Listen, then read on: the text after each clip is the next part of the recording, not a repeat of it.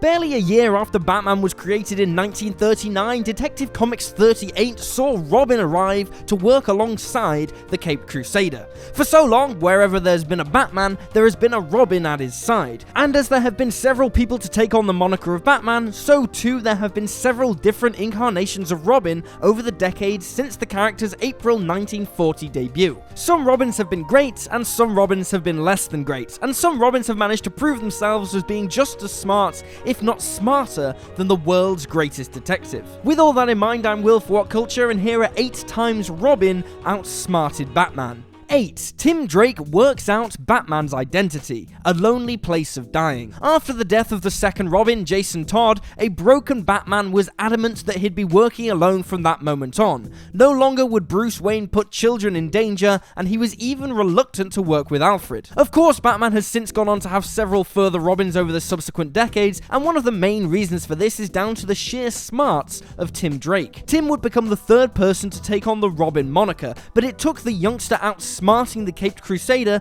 to fully cement himself in that role. By all accounts, a 9-year-old Tim had already worked out that Batman was Bruce Wayne and Robin was Dick Grayson. It was only following Jason's death, however, that Drake reached out to assist a clearly troubled world's greatest detective. Seeing that Batman had become reckless and ruthless in a post-Jason world, the then 13-year-old Tim Drake managed to convince Batman to let him fight by his side as the new Robin. And the biggest reason for this was that Tim had proven his smarts time and time again, such as letting Bruce know how he had established who was the man behind the cowl before making his case for Batman always needing a Robin. 7. Jason Todd causes chaos. Hush. Jeff Loeb and Jim Lee's arc on Hush is one of the most fascinating Batman stories in recent memory. Not only did Hush feature a true who's who of the Caped Crusader's supporting characters, and not only did the story introduce a hugely intriguing new villain, but the tale also brought Jason Todd back from the dead. Hush himself would be revealed to be Bruce Wayne's childhood best pal Tommy Elliott, although the biggest twist of the story was how readers saw the long-dead Jason back in the fold. Despite switching places with Clayface in parts for Hush's finale, it would be explained that Jason Todd had been working alongside Hush and the Riddler as part of a greater plan to torment the Dark Knight on every possible level. And for the majority of Hush's 12-issue run, that plan succeeded and played out perfectly. Every time Bruce thought he'd solved the mystery of Hush, he'd suddenly be left perplexed as the story took yet another twist. It was masterful, it was brilliant to watch, and it led to Jason coming back as a genius, brutal figure who was a breath of fresh air to the Bat books of the day. 6. Damian Wayne schools Jim Gordon. Robin War. After Bruce Wayne had memory loss, got a new brain, and grew a big old beard in the aftermath of Endgame, no, not that Endgame, an agreement between the Powers Corporation and GCPD saw Jim Gordon take on the moniker of Batman. Well, kind of. Gordon was indeed known as Batman, but his Batsuit was a mechanical contraption and he had no working relationship with the famed Bat family of heroes. Instead, Jimbo was at the beck and call of Gotham's decision makers, taking orders like the good soldier he is. Said orders, of course, would soon put him on a collision course with some of Batman's fellow heroes, and in Robin War, Gordon's Batman came face to face with Damian Wayne's Robin.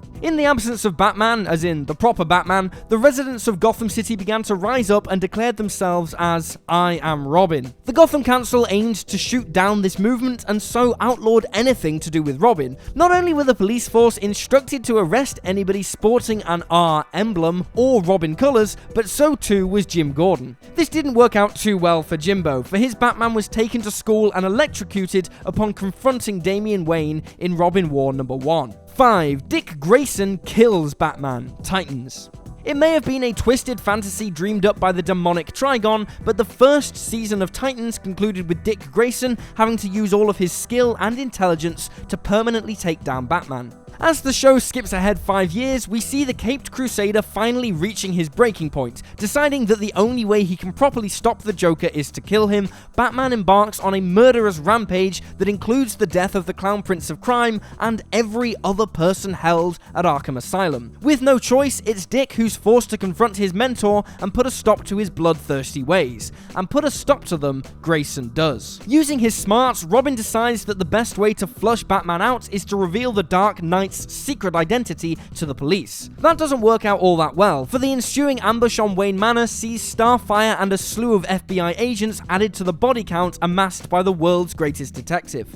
Having blown up Wayne Manor, Dick finds the fallen Bat and puts him out of his misery. 4. Tim Drake stops his future self. Titans tomorrow. At several points over the years, comic book readers have been treated to a potential future that sees Tim Drake take on the Batman mantle. When looking at all of the Robins, Tim is easily the most like Bruce Wayne in his ways. A genius-level intellect, the skills of a true tech wizard, a multitude of fighting styles, and with a fondness for working in brooding solitude, the third person to take on the Robin name is very much Batman in waiting. Back in 2004 and 2005, the Titans Tomorrow story was one such tale that gave a glimpse into the future. And indeed, this was very much a future in which Tim took on the role of Batman. This future Tim Drake has one notable difference to Bruce Wayne though, for Tim's Dark Knight uses a gun to take down criminals. And not just any gun, because Drake has modified the exact same gun that was used to kill Thomas and Martha Wayne, and he's used it to kill off every major rogue that Gotham has to offer. Before this older Tim is returned to the future, he's desperate to wipe the younger Tim's memory of their meeting. Fortunately for the present day Drake, he's able to counter all of this with his trusty staff, rendering his future self unconscious and proving that the optimism of youth can topple the cynicism that so often comes with experience.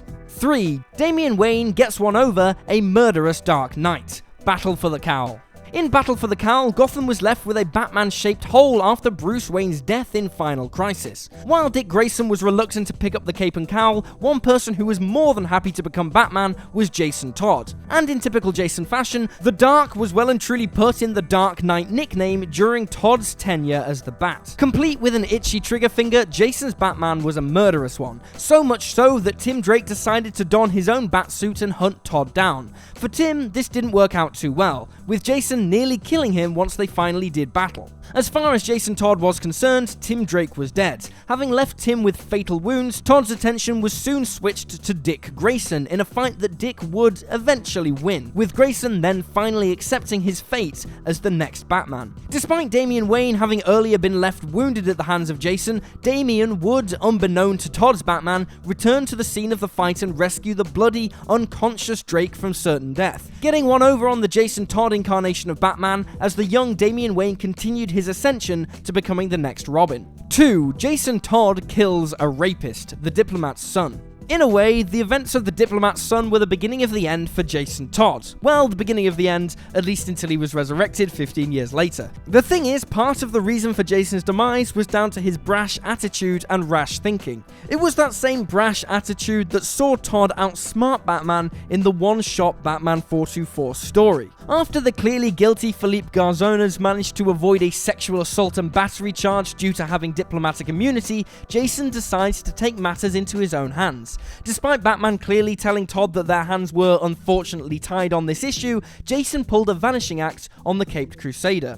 By the time Batman had arrived at Garzonas' penthouse apartment, Philippe had fallen to his death, and Jason Todd was the only person at the scene. This was Jason Todd in one of his darker moments, as it is very strongly implied that he pushed the sexual predator to his death. For Batman, he couldn't prove this, and all Jason would say on the matter was, "I guess I spooked him." 1. Dick Grayson strings Batman along. The Dark Knight strikes again.